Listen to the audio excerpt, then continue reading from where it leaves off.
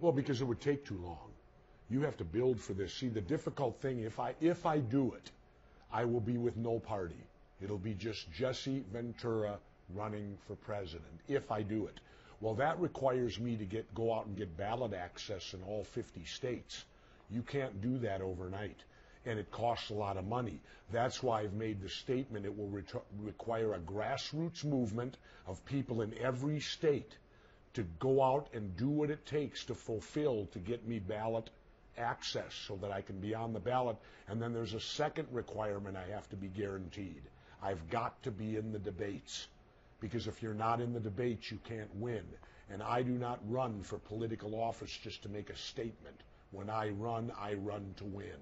There's so much corruption, and it won't take long. It just recently happened. It was against the law for a corporation to contribute to a political party until the Supreme Court of our land made that what I call disastrous ruling, where they said a corporation has the same rights as an individual and that money is free speech. Well, I'm waiting for the next guy to rob the bank and use that as his defense. So that just recently happened. What we need to do is reverse that. We have to overturn the Supreme Court's ruling on those two issues, and there is a movement to do that. The only way it can be done is to amend the Constitution to specifically state corporations do not have the same rights as individuals, and money is not free speech. I think what you're seeing is them finally rising up to the level of professional wrestling. And I say rising up to it, because in pro wrestling, in front of the cameras, we all hate each other. Behind the scenes, it's a business.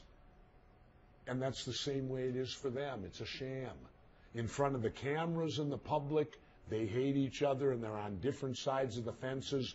Behind the scenes, they're going out to dinner together. They're ensuring that their two-party dictatorship maintains its power. There's no difference between these two. Don't kid yourself. Not yet, because they've disappeared temporarily. They need to come back. Where are they? They need to continue. They need to keep the fight up. Now they've disappeared. A decade from now, no one's going to remember the Occupy Wall Street movement. Not unless it's victorious or does something. It hasn't done that yet. There's always a double standard. There was a double standard on the Wall Street protests. While we're busy pepper spraying them and running them off with dogs, we're heralding the protests over in the Middle East. Oh, ain't this lovely? Go, go, go. We're like cheerleaders over there, while at the same time here, we're squashing down our own protesters. The height of hypocrisy. Elections the same way. We want to bring democracy all over the world, and we don't even have it here anymore, because the two gangs pick your president. Mitt Romney was picked 4 years ago. You know how I know that? He wasn't picked at the convention. They knew 4 years ago. You know how I know that?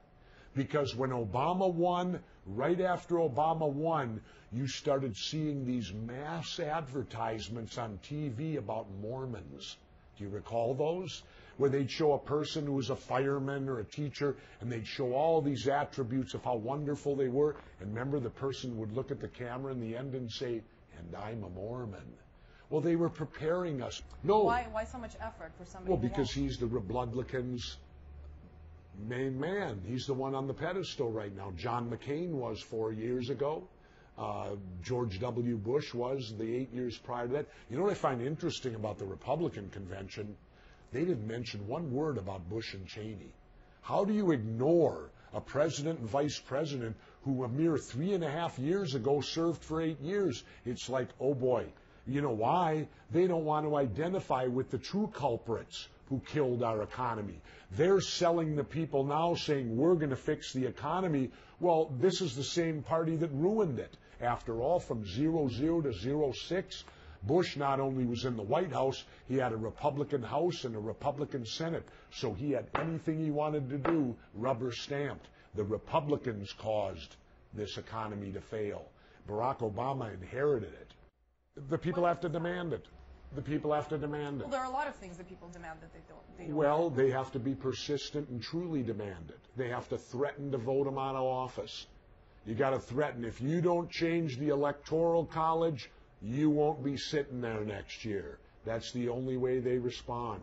It's the threat that they could lose their job. You think the American people could really get worked up enough about the electoral college when they have Difficult, all these other things going on they need to deal with? Difficult, but you know, the electoral college was good when they put it in. You know why?